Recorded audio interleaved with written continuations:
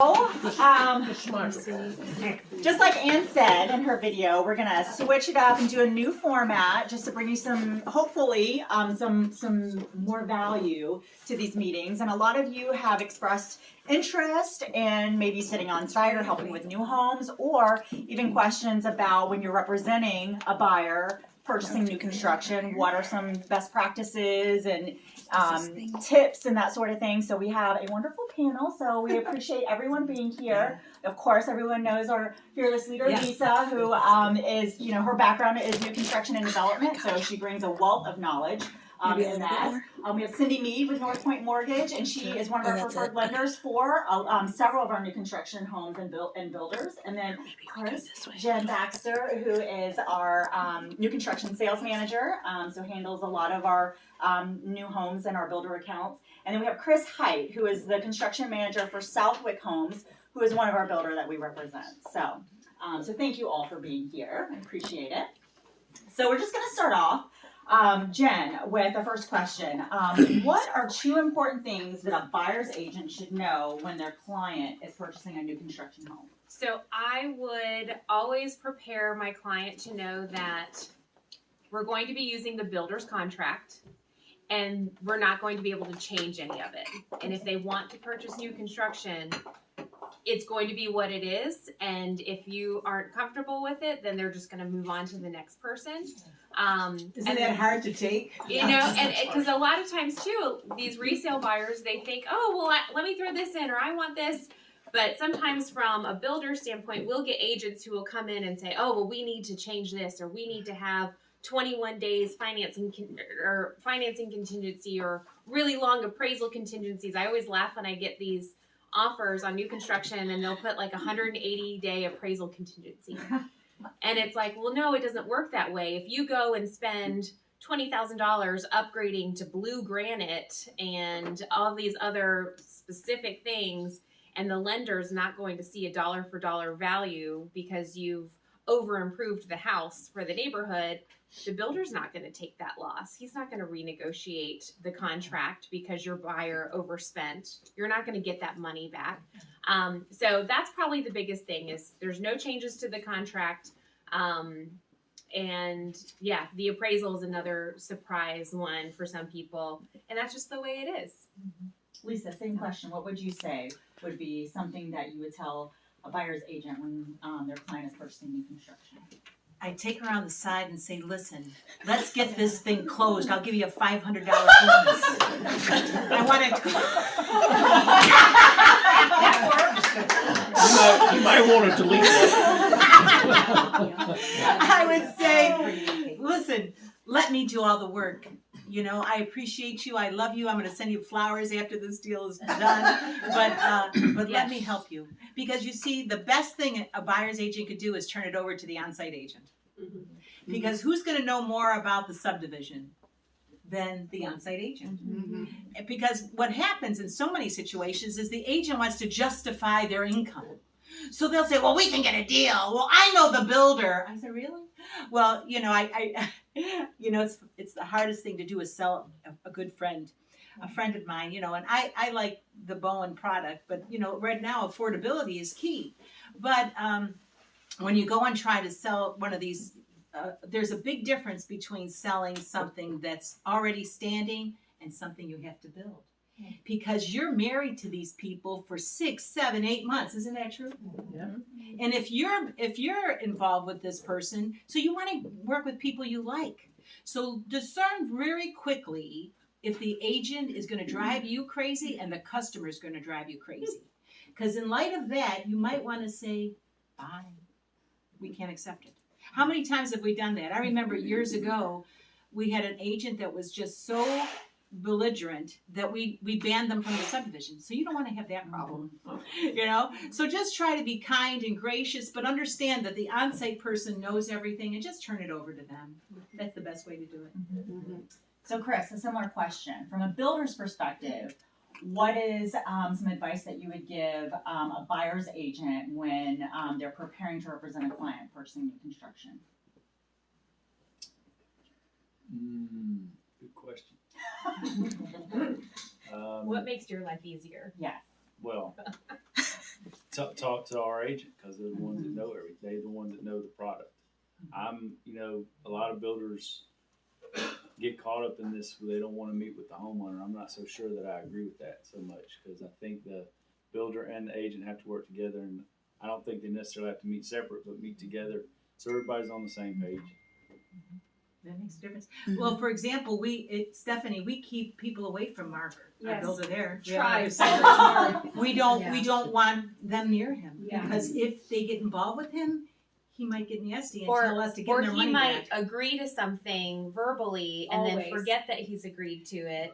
And then So- it's not in the contract and it's not in writing. So Yeah. then when it doesn't go in the house, people are like, well, Mark said. So I guess that's another thing is always go through the agent. Don't let your clients Talk have to side the builder. conversations with the builder about changes that they want to make or things that they want to do differently, because the builder's only going to do what's in writing in the contract. If it's not in writing in the contract where everybody's agreed to it, the buyer's not going to get it. So they need to understand that they can't have these side conversations and expect. Well, the same thing holds true to the subcontractors. Yeah. I've had a customer go out, talk to the painter, make a deal with the painter to paint things that weren't in the contract, and got the deal on the side that the guy went out on the weekends, and the builder's like, who told you to paint that blue? Oh, I met the customer, and the customer paid me an extra $500 to do this. So don't let your buyers think that the sub, because the house Works for isn't them. theirs yet. Yeah, and the Right. sub doesn't work for them. That should be a rule anyway. They should never be able to talk. They to should the sub. never talk, but people do. They do. Yeah, they do. Yeah. Yes. Do you use which contract? Do you use the We contract? created our own. Builders Software. will typically have their own contracts. Some builders might use the new construction GAR contracts, which really doesn't provide the adequate protection that most new construction contracts are going to provide for the builder, which you too want that protection in there, because a lot of things are, if a purchaser, here's the big one that's in there. Most builder contracts will give the builder the right to terminate the contract for any reason, which never really gets put into play unless you really have an unruly customer, which at some point too, you may need that the builder to terminate, because there can be very toxic relationships between builders and purchasers, because a lot of times purchasers will think that they know, oh, I'm paying for this, you work for me. And it's like, no, it doesn't work like that. We've had people tell us The that. builders have their own processes in place for reasons. We can't just because you're paying for something doesn't mean you're getting a custom house. You've got to fit within the builder's program and processes. Yes. Okay, as a buyer's agent, how do we keep our people away from that house after hours? I mean, it is just, they want to go see how the process is going, and I Well, tell them, listen, you don't own the house, you're trespassing. the thing is, you've got to realize our insurance doesn't cover for mishaps. I've had a woman that walked through a house that fell through the second floor and sued the builder. So please tell people that you're on your own. Because you release liability, because the home is still owned by the purchaser. So if you walk, the seller. But if you walk through a house, and let's say the other day I was walking through a big house, and they were putting insulation, and it had a toxic odor. And they said to me, we don't want, please do not enter, because of the smell will, bother you. So naturally, I go through anyway, because I want to see it. But the point is, at that Can't point, protect our clients from themselves. you can't protect people from themselves. Yeah. I'm like, what's a little smell, And Debbie, with clients like that, oftentimes some builder contracts have it written into the contract Yes. that I just- they can only come between regular or certain hours, or they need to make an appointment or let the on-site agent know when they're coming. It's hard to do in the early stages, but usually on the builder side, we're going to lock that house as soon as we can to keep them out, because that's the other thing. We don't want them going through there, changing things, having their own inspectors or people telling them that something is not right when it is right. I mean, the contract is going to allow for private home inspectors at certain times. But at the end of the day, as agents, we need to make sure that we're still aware of what's in that builder contract. There are some builders that I've worked with that say, you need to tell us at the time of contract if you plan to do a radon inspection, even though that might not occur for another 7 months, because, you know, you can't do a radon inspection on a home that's not complete.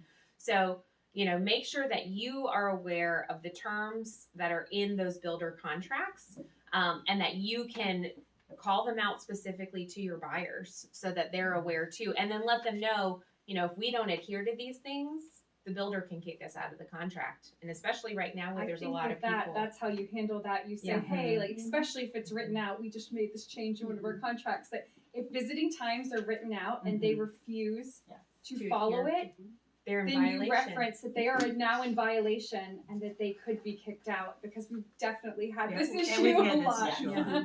Do you have Yes. anything I else? knew those answers, I just wanted everybody else to hear it. Yeah. You pretty much, you're Auburn. Well, Chris, I have another one for you. So a buyer has gone under construction or under contract on a build, so a pre-sale. So take us briefly through the construction timeline for a build. Now or Improvement. Let's do From in permit. general. Yeah, If we in just get a general. contract on Yeah. something, a pre-sale that hasn't been started, hasn't anything yet. all right. Well, so depending on the jurisdiction, it takes roughly a month to get a permit.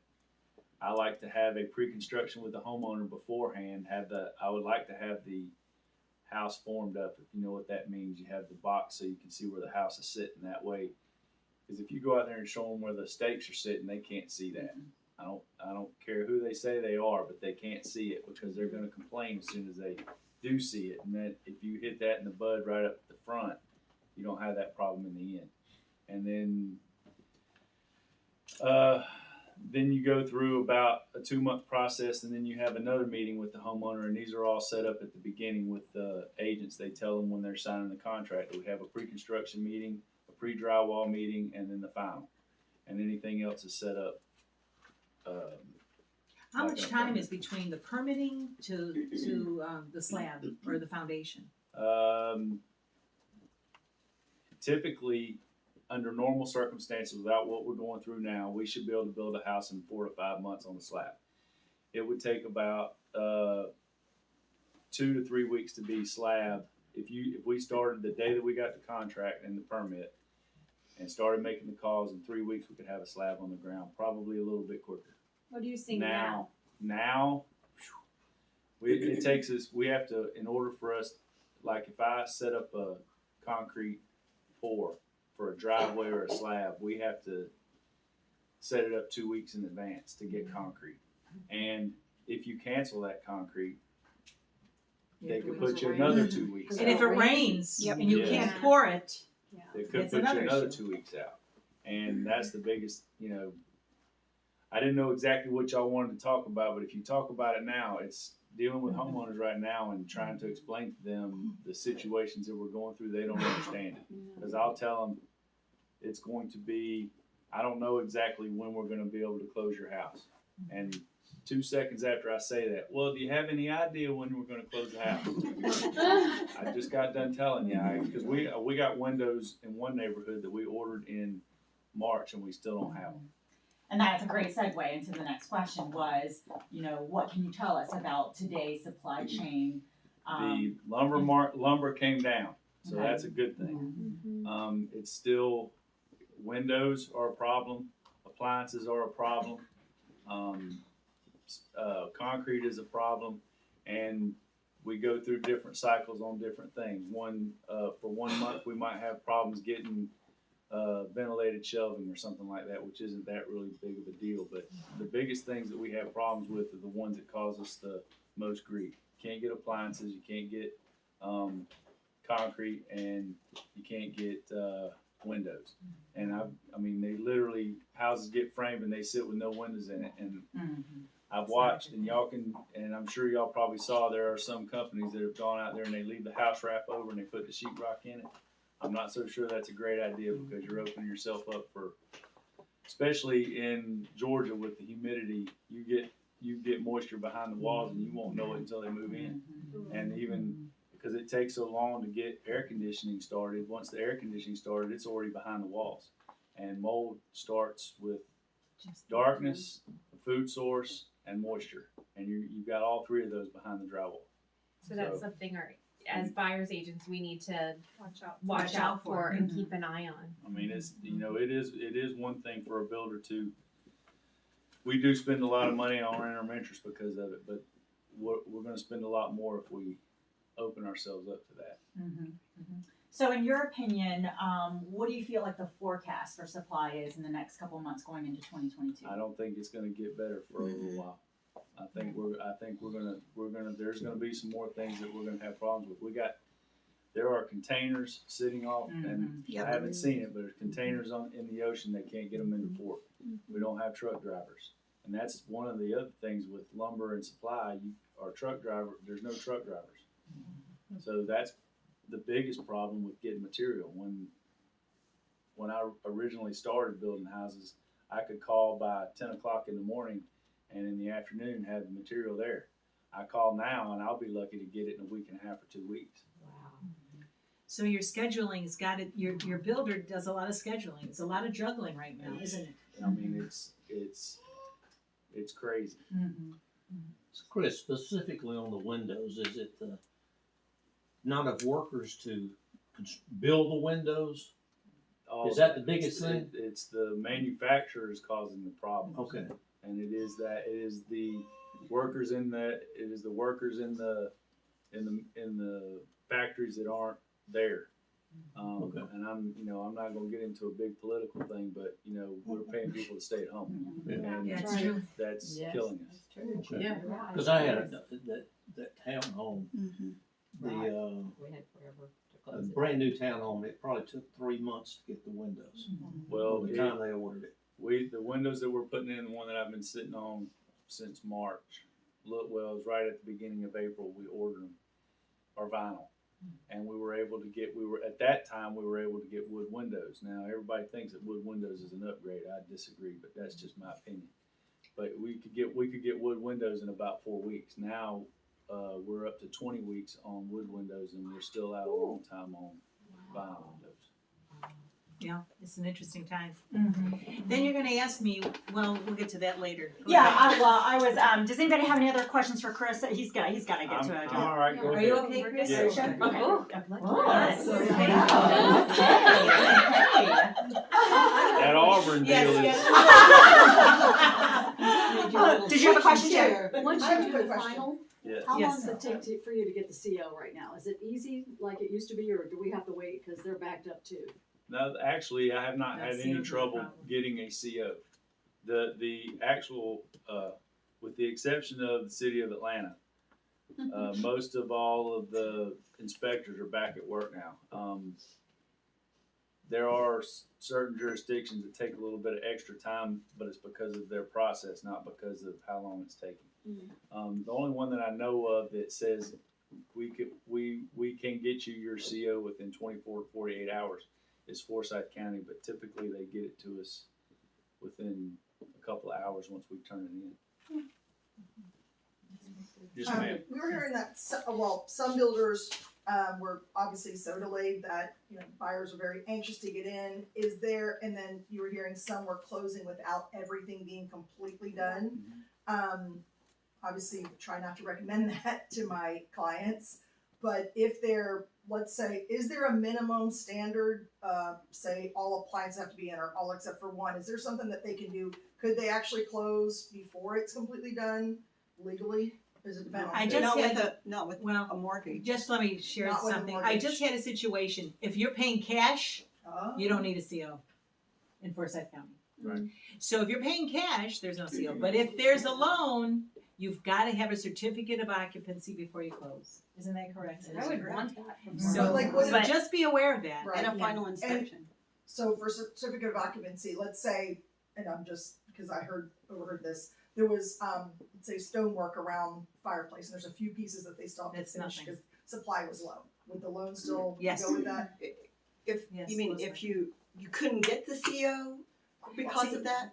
No, Sure. let's say they did, but they're still waiting on a few extra Yeah. materials or behind. As long as the appraiser As comes long as back the and CO do was the issued. final, Okay. signs off on it, and you Got it. have a CO, and now we're debating whether or not you even need a final inspection on conventionals if you got the CO. Okay. That's still a company that's debating about it, Okay. because everybody's waiting. Well, just be aware, understand something though. Certificate of occupancy means that all the appliances are in, the electricity is working, the gas is working. If there's It's nitpicky habitable. stuff, Gotcha. forget it. Cosmetic. It's Yeah. cosmetic, So- and that will survive closing. And to that, Sherry, and I know you probably have feelings on this too. I would look at, are they going to be homeless? Is your client going to be homeless? Right. I would wait if it's possible to wait for everything to be done prior to closing, especially, if it's little drywall things here and there, probably not a big issue. Or if it's like a cabinet door that had to be, ordered and it's going to come in, not a big issue. We can do an amendment for those items to survive closing. But if there are a lot of things and the builder's pushing to close, I would follow the builder's lead. Let the builder be the one to determine. If the builder's not ready, don't let your clients push them Okay. to close if the builder's not comfortable closing. Okay. Now, Okay, that's good to hear. if you guys do close and there are still a lot of items on that amendment to survive closing, make sure your client understands the builder's going to be in there a lot. The builder is going to be sending people out to do the work and they might not show up. Or they might show up and do some things and leave it undone and it might take a few more weeks. Your clients cannot be upset. They will. They signed up They for will that, be, basically is what but it is. they need to understand that if they're agreeing to close with items, they're at the mercy of the subcontractors, the schedules, the availability of materials, the availability of the people to come in and actually execute those open items.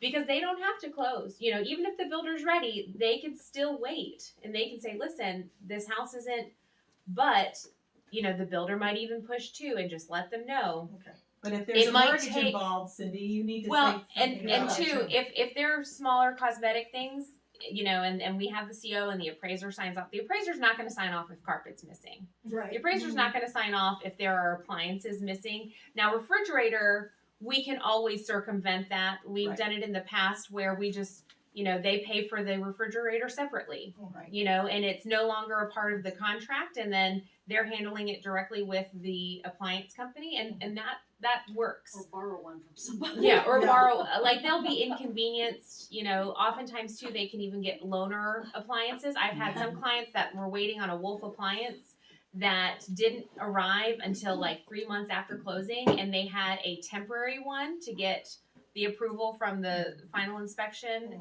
from the appraiser and the lender. And then we just had to do a side agreement with the appliance company, for how it would be addressed. But at the end of the day, just prepare your clients that it could take months to get all the things to align for those items to get addressed. And that's still within, and it doesn't, and their 1 year builder. Yeah, thing they'll still starts at have that closing, it doesn't workmanship. start when all that stuff Yeah, is and done. sometimes I say, you know what? There are going to be, we're going to find, in addition to the items that are surviving closing, you're going to find more. When you move into this house Yeah. a month in, you're going to find more. 6 months in, you're going to find more. Some of those, if they are things that can wait, put it on your 11-month warranty. Okay. And if there are things like plumbing issues, right? Call the plumber directly. You don't have to wait 11 months for that. You can call the plumber directly. You can call the electrician directly. You're going to get the contact numbers for all those people at closing so that you can communicate. And they're, emergency items, you can call them directly. But for the things that can wait, Experience with that. yes. If there are things that can wait for 11 months, do it. But just let your clients know. Don't push the builder if he's not ready. And if he says it's okay, let them understand that, okay, they're telling us it's going to be completed within 14 days after closing. Set an expectation. It could be 3 or 4 months, depending on the nature of some of it. And this is the reality right now. Okay. They have need, to be yeah, flexible. they have to be flexible, and Patient. let's be excited that they're able to close. Okay. Because a lot of other people we're already 3 months behind. Now, what if there's a Contract lot? close What if dates. I have to close because my rate's gonna go up, Cindy? How do you deal with that? Yeah, great question. So, yeah. Yep. Well, there's no easy way to deal with a lock expiring. I've been doing this for a long time, so I have had clients, one this last month said, the or the on-site agent says, we're gonna be on this date. I go, I know that's what she thinks, but is that really gonna be? And it was in Cartersville. Well, my clients had to pay for 3 weeks extended rate lock because they said that, and 2 days later, they say, oh, my bad. So, and rate locks extensions are expensive. They're expensive. Nobody wants to extend rate locks. So, what most lenders that deal with new construction has some form of extended lock. And right now, with the rates being kind of, I hate to say volatile because they're like 3.25, but still volatile from the expectation when somebody may have started their house last year and they're in the mid twos, So, we have a new personal Fairway, North Point, but we're really Fairway, that they got aggressive, and we have a 9-month extended lock. If we have up to 9 months. And the nice thing about it, if anybody's been doing this, most extended locks, you'd have to pay 1% up front because nobody wants to have a lock and then the rates go down and you leave your preferred lender and go to another lender. So they make you put earnest money basically up front, but you can get it anywhere from 4 months to 270 days basically. So that might be something, if I was saying, if you've got a client and they're building, then you might want to talk to them, talk to the preferred lender, because people who are preferred lenders of construction companies understand this, and they have an allegiance to that builder. That's one of the reasons it's good to go with a preferred lender, because they will pivot on a dime. They will do whatever they have to. If you go to a company that has nothing vested in it, Your they don't cousin's care. friend. Yes, your cousin's Yeah. friend, and Quicken Loans. Because, Rocket Mortgage. yeah, don't ever go to an online lender. Unless you for new like construction. babysitting people the rest of your lives, Yes. because you can only sell one house a year. Yeah. And there's more fees involved with, as you know, with construction, because you've got final inspections and stuff you might not normally have with a resale. Mm-hmm. Awesome. Okay. Any other questions, like from a perspective of a buyer's agent for the panel? If not, we'll move into more on-site community sales for questions about that. So Jen, what does a typical daily schedule look like for an on-site sales agent in a new homes community? So most new homes communities are going to have somebody on site or the sales center open from about 11 to 5 or 6. 5 or 6 depending on the area, the how busy they are. It used to be 11 to 6 was fairly common, but sometimes you don't get a lot of activity during the week. But everything's a little bit different now in a pandemic. But typically in a new homes community, if you're an on-site agent, you will be on site 5 days a week. Those 5 days will always include the weekends, and then your off days might be like a Tuesday, Wednesday, or a Wednesday, Thursday. It's you and another partner agent that you have. And typically you're going to arrive probably about 10:30. You're going to open up the model home. You're going to open up any inventory homes. You're going to put your signs at the front of the community. You're going to walk your homes that are under construction.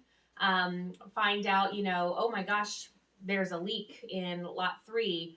Things like that. You're getting an extra set of eyes for your builder. And you're there every day. And sometimes you might get some downtime where you don't have a lot of people coming through. Great opportunity to walk the community. You're going to have customers or closed customers coming in, maybe telling you, hey, there's no water at the community garden, or when is When's the bocce our ball court gonna amenities be are done? supposed to be this, when are they going in, or hey, I've noticed that the grass on those lots is really getting unruly. Can somebody take care of that? You are the eyes and ears for your builder. Your builder needs to be building. You need to be communicating any homeowner concerns, any issues that you're seeing with homes under construction. If you've got contracts that are under construction, it's always a good idea to kind of just be a second set of eyes for the builder. Say, hey, you know, they added an extra window in the family room, and I don't see that it's been framed out. And then, you know, be that extra advocate for the client. Help the builder, because if it doesn't get caught until after sheetrock, it's much more expensive to add that in. And if it's in the contract, we have to do it, even if it's more expensive for the builder to do it at that later stage. You know, we want it to go smoothly for the builder. We want it to go smoothly for our client, and we want the community to look good. Is there anything I should add on? That's great. Chris, from a builder's perspective, what is your expectation from the on-site sales agent?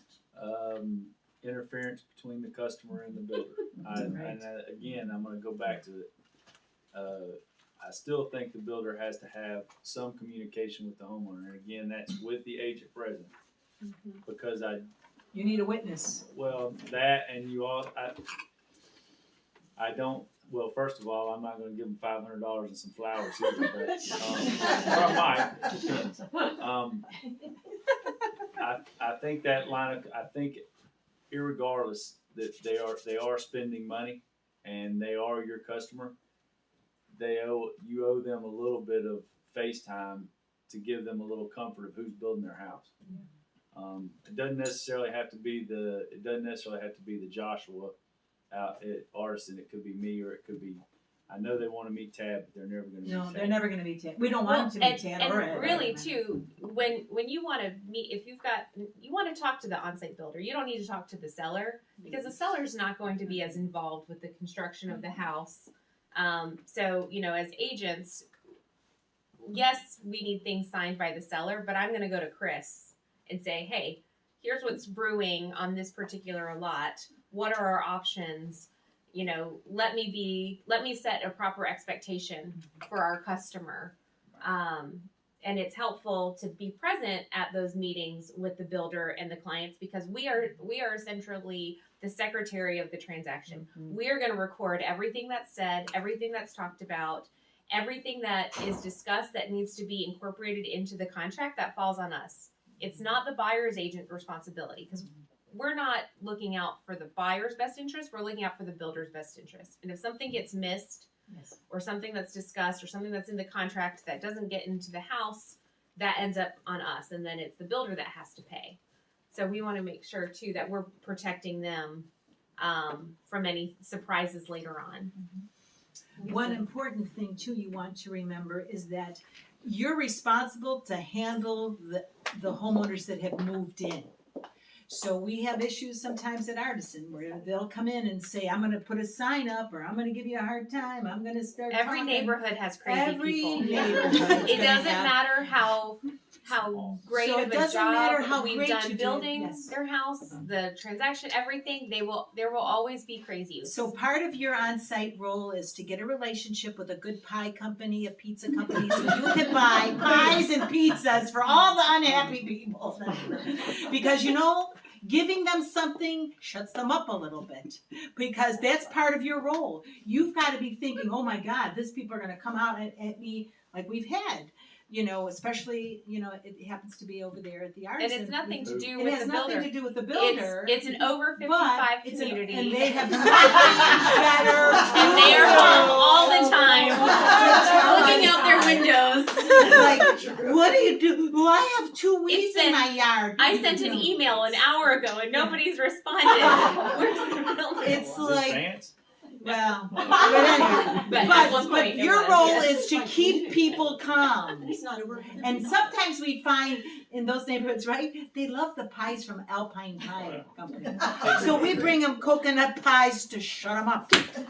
Because then they're happy Well, for a week or and two. the other thing you know? is too, People that give you pie. yes, It's and hard. when you have a good Right. relationship with those customers who have closed, if we're trying to sell a floor plan or a house They'll show that hasn't been built yet or built again, And if we can take clients through a finished product of the same floor plan, I mean, we want to go in there and then them gush about how much they love we their love home. our house. Instead of, Um, oh, this builder never and, came and, back. and they love showing their houses off too. And they don't know that they're gonna get, you know, a little gift card or a little something as an appreciation, but it helps having that third party endorsement. That's not us, it's not the builder, it's somebody else telling them how much they love their home. And it all goes back to, you know, some of those Setting on-site expectations. responsibilities for the agent maintaining peace and order in the community, for the homes that have closed, the homes that are under construction, the common areas,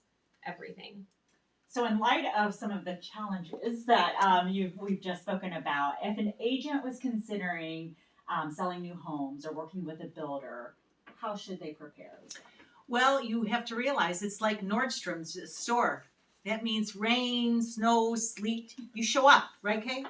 Is that what you used to do? Yes. You show up. You can't say, "Oh, it's raining today. I can't go out there." You know, you got to do what it takes. You got to do what it takes. It's a store, so you've got merchandise, and when you're there, you can't be sitting in the back room watching TV because you know the builder's going to know about it, right? How many times have I walked through a subdivision and the agent's there watching TV? Or something. Well, what house you want? I don't, you know, you and I have been experienced with that because we used to do this 25, 30 years ago. Yeah. So you want to greet them, talk to them, encourage them, say, what are you looking for? Are you working with an agent? First off the bat. How can we help you? And know your product. But you also have to know your competition. So, I went across the street and they're sold 20 houses and you only sold 5. Well, we're in over 55 neighborhood. So you've got to find out what your competition is doing. And that product is so different than our product. So you've got to know your competition. I think that makes a difference. That's great.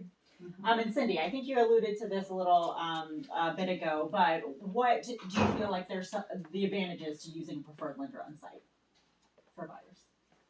I can talk about me. No, I'm an on-site lender. I happen to not use the on-site lender on our new construction because I had a good one. But I do think they're very familiar. They're familiar with the contract. They're familiar with the process.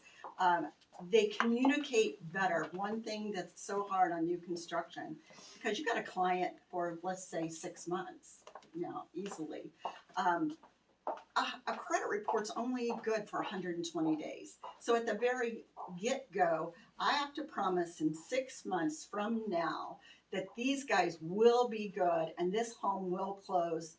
And especially if people are doing upgrades where they're putting down non-refundable deposit. It's a big responsibility, or I take it as a big responsibility as Jen's lender, that I am not over-promising and under-delivering. And so you just can't take it flippantly. And our company happens to be a preferred lender for Beezer and some other big communities, which I will laugh. For a while they had one stove and they would put it in and To get the get final dirt. inspection. They took it out, put it in the next home, got the final inspection so that these people can move in and I guess live with microwave. But that didn't happen. And another thing too with using, it takes the liability off of the buyer and the buyer's agent by using the preferred lender.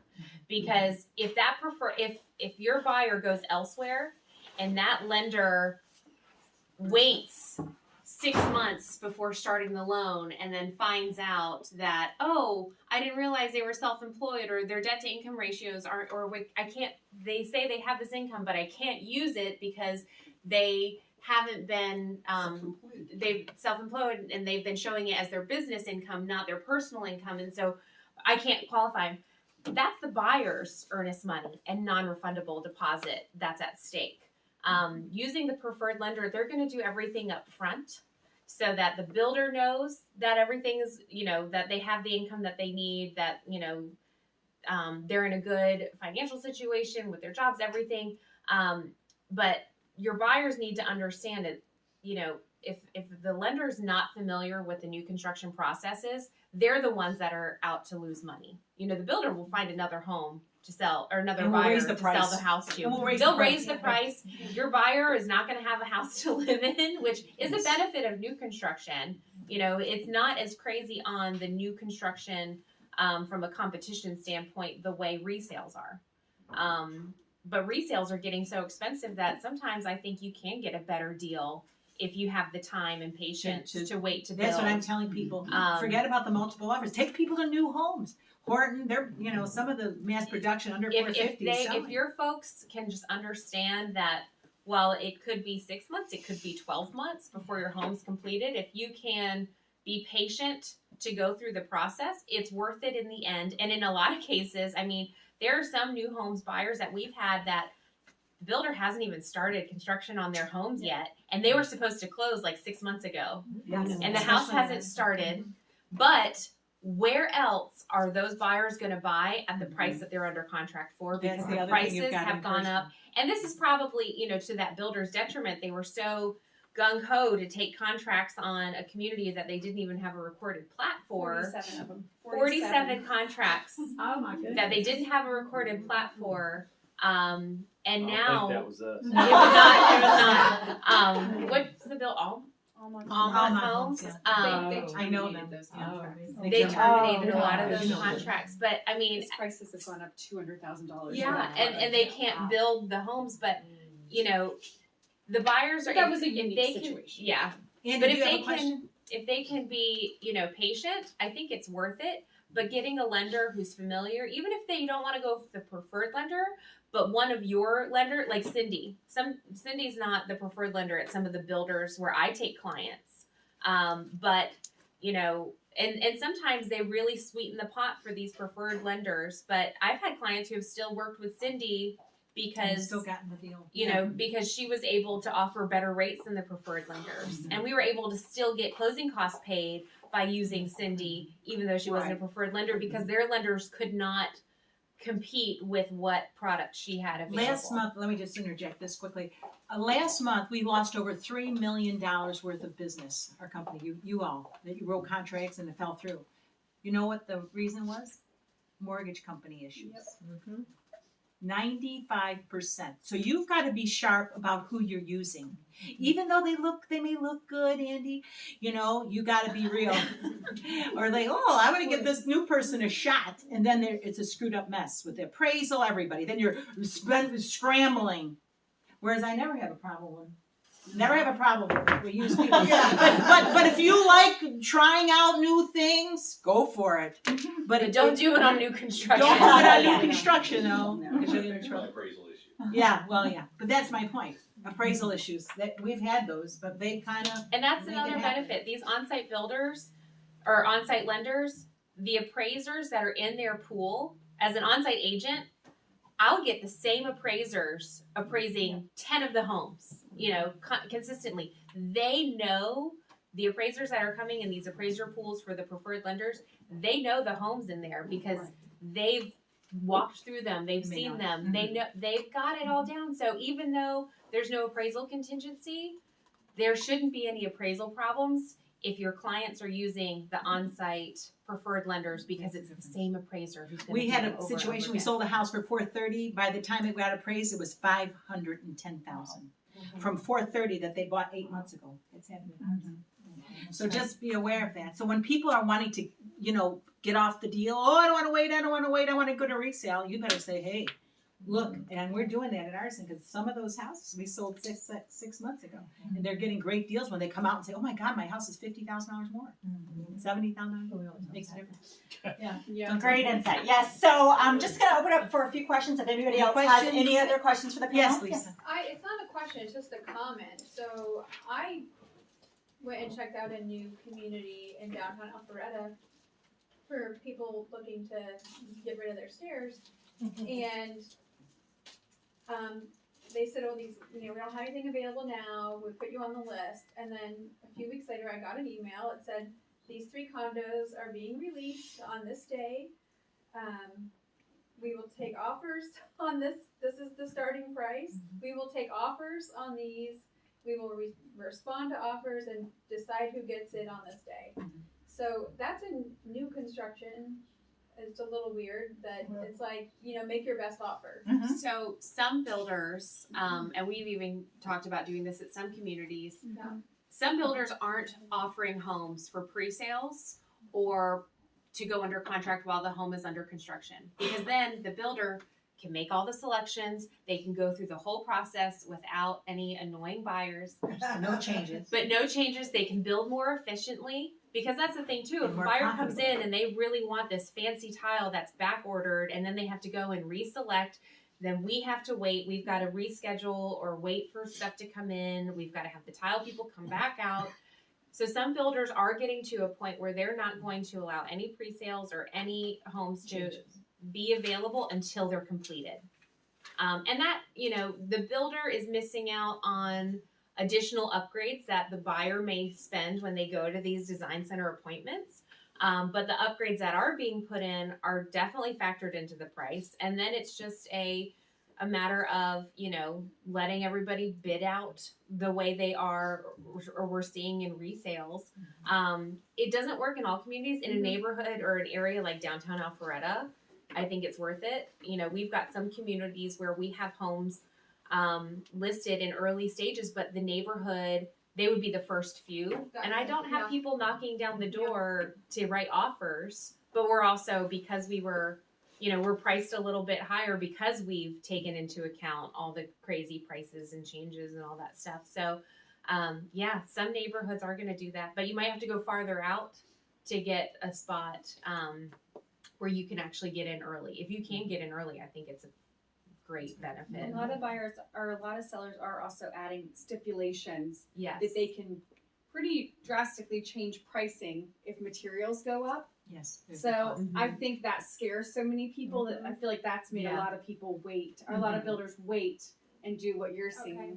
Because then they have control over the sale. Because a lot of builders were entering into contracts and then lumber went up and then they were losing money on the construction. So, I mean, it's certainly interesting times. Any other questions, guys? Did you? Yes. Oh. Go ahead. No, you're good. Oh, Andy. In a situation like that, will the builder even consider some kind of a clause to give the buyer an out if that price goes up too much? And give them back their, and give them back their earnest we money. actually do in some of those scenarios where we've used those stipulations, we put a percentage. Like if the prices increase beyond X percent, then we can renegotiate. Kind of like that appraisal gap clause. If you use like Seth Weissman's verbiage, it says if the appraisal is more than a difference of $25,000 from the sales price, then both parties can renegotiate, and then this person, but it has to be that great of a difference. So there is some of that, and then I have Southwick for a period we were using an allowance. We basically said, okay, when it was its highest, lumber was, this was the amount that we had in our budget for lumber.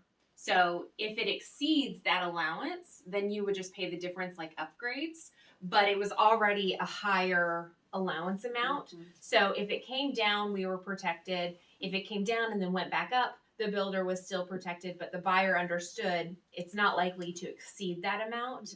And then if it does, then it's the buyer's responsibility. And that's part of the risk.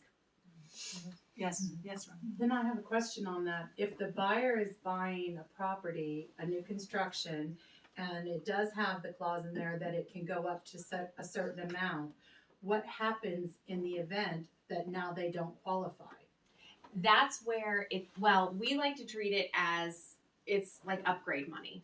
So they're going to still have to pay some of that up front, and then the rest can be financed into the loan. But if that's a concern for your client, then they don't need to be doing new construction, or entering into something at that price point, or until things can stabilize a little bit more, and then maybe they just need it could be that it's not for them. Right. And that would be a case where a preferred lender should know that clause is Yes. in there, and when they qualify them, they're gonna do it as a worst case Yeah, scenario. if they're So you would already know. at their max on their yeah. on their ratios, then they need to understand, or they might need to say, you know what, maybe they're at their max on their ratios, but they have really great cash flow and they're okay not increasing the sales price, you know, but they're keeping their loan amounts the same and they're just saying, okay, you know, We're just bringing more. they just have to bring more to the closing table. Okay. Anything else, guys? Was this good? What do you Yes. think? Very Informative? good. Did it help? Now, you know, Southwick is more of a semi-custom builder, so we're a little different. If you're asking me what's the difference, why are so many people coming and say, how come Taylor Morrison or, you know, these Century Homes, they have no problem? Well, they're a whole different kind of Yeah. builder. They'll give you can pick from these Floor four plans. flooring, Yes. these 4 types of flooring, these Yeah. 5 paint colors, you know, we're gonna say, all right, you've got a little bit more Yes. options to choose from. You know, some of the communities we might allow structural changes prior to construction as part of the contract where, you know, a Taylor Morrison, a D.R. Horton, they're gonna say that's nice. So just be aware of that. That's cute. But I think right now, if anything, encourage people to buy new. I would encourage you to encourage people right now to purchase new construction. Because what's happening with the resale market is incredible. Don't you agree? I mean, Yeah. for those of you that are out there showing resales, Mhm. what do you think? I mean, Sherry, Lisa, Debbie, it's different. It's very different out there, isn't it? Totally. It's nothing like it used to be. Yes, Sherry. Well, I was gonna say, I had a situation, because obviously with the delays, luckily our contract did not have where they could raise the price, and I knew that was very valuable. I knew that was in my client's best interest to stay there. So, but they were out of town, so when they came in and I knew their frustration was increasing, I said, would it help to see what else is on the market resale? Because I knew that there's nothing they could get that was even close to what they were building. So we did it, and honestly, it settled their fears. They were like, oh, okay. Yeah, Well, now we realize that, I mean, it helped, you know, for a couple months. Now we're about a month from closing, but we're getting there now. But, you know, it did, because then they could see, okay, it sucks the waiting, market's different. but Yeah. my house is gonna be worth 60 Mhm. grand more if I And- just hang in there, and I couldn't get that with a resale. Yeah, it's true. And something Debbie reminded me of, you know, a lot of builders too, because they're not able to get the margins that they were before because a lot of their construction costs are going up. You are going to start seeing where the commissions are different. You know, normally it's 3%. You know, everything is 3%. Well, some builders are saying, okay, it's 3% on the contract price. So if your folks go, like at the time, if they go to the design center and spend $50,000 or $100,000 in upgrades, the builder's not paying a commission on that final sales price. So when you go Just to be aware. closing, I literally had this where I went to closing and then I was like, well, this is only like 2.5%. It wasn't 2.5. It ended up being 2.5% based on the final sales price because they added so much in upgrades. But it was 3% on the contract sales price. So, you know, as agents, we don't have the ability to renegotiate the commission in the terms of the contract because it's against real estate law. You know, it's between the listing agent and the seller. But don't be surprised, you know, if you start seeing that, and It's coming out. It's happening even That's on happening. lower price it's points. happening on That's lower price the- points. This house that I'm mentioning was a $400,000 house. It wasn't like it was, you know, a million where it just all gets lost in the shuffle. I mean, it wasn't a very expensive house, but it was a lower price point on a home, a new construction up and coming. I can't remember. Some are even doing like 2.25 Oh, to yeah. I mean, some are starting to really cut it. Well, I think it's Yeah. a bunch of neighborhoods that pay zero buyer agency. What? Zero. Where, like, who's? All around the country, Pulte. Yeah, but not in So, this market. and in But those what they're doing scenarios is buyer too, agency or it's something buyer to keep in mind. Make sure you have your buyer brokerage agreement because in your buyer brokerage agreement, it covers you in the event that it's a lower commission, and then you can at least prepare your clients. And in that scenario, it would just if you wanted to have that full 3%, and your client says, "Yes, you know, I value your services. I will pay you all the money." You know, it could just be collected as additional cash, which I know this is what we all want it to be.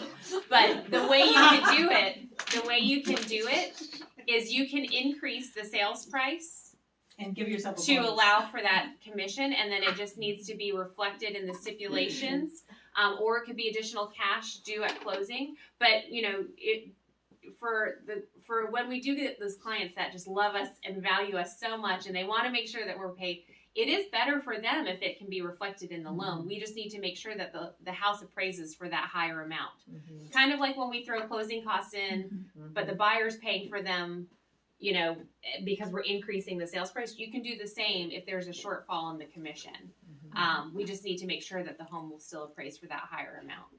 Just remember, I can't you can't imagine that charge conversation. a buyer agency commission to a VA client at all. Oh, that's right. Oh yeah, That's true. So it doesn't matter if you check Doesn't that matter. buyer shall pay the difference box, it doesn't matter. yeah. I gotta tell you, Chris, you gotta go, you're good. So I gotta tell you a quick story. Okay, I've got a friend, you know, she's about 86 or something. I meet all these people in Florida when I'm down there. So she's 86 years old. And, you know, I met her at some open house or something in Florida. And she was already working with an agent. So she calls me and says, Lisa, what do you think about this? This RE/MAX agent has the listing. My agent said I have to pay her 1% because she showed me the folder that she showed me 150 homes and said I owe her an additional bonus of $5,500. Should I pay it? So I said, well, you know, her name is Lydia Bitsky. I mean, she's from Ukraine. Really. But I said, you're 86 years old. What do you want with a big house? You know. But at any rate, so I said, well, Lydia, did you drive this woman crazy for 6 months looking for 100 houses that she showed you the folder? I said, just give her $2,500 bonus. Or is it in your brokerage agreement? Well, Yeah, is it in your- she had no brokerage agreement signed. Then no. The agent Yeah. was Yeah. with a no-name company in Florida, but the selling side was RE/MAX. So I looked it up, and she was getting 3%. She was already getting 3%. So Lydia said, I don't trust her. What is she trying to do to me? I said, she's trying to get extra money because she worked her butt off for you. Because even I don't think I would deal with you. But the point is that you're right. If somebody is willing to pay it, And it's in that, And if it's they in that- agree to if it they in that agree buyer to it, brokerage. and I said, well, Lydia, in my opinion, give her an extra $2,500. What's the big deal? You know, being that I would feel that way if I drew. And she had a big folder. She says, she showed me the folder. But the point I'm making is that, boy, that was a gutsy agent. Who is this agent? I don't like her to work for me. No, I Like, can't go after her, baby. Right? Yeah. Right? But I thought, what does it tell you? If you're aggressive, you got a strong market, you're working hard. Because let's be honest, you're writing contracts. I think she told me she wrote 5 contracts and lost every one. Well, that's a lot So par there's for the a- course these days. So that's pretty hard, isn't it? For those of you, aren't you doing that? So you might want to say, you know, I've spent a lot of time, you know. Yes. All right. Anything Well, else? thank you. Thank you. This is great. Each of you for your time this morning. I appreciate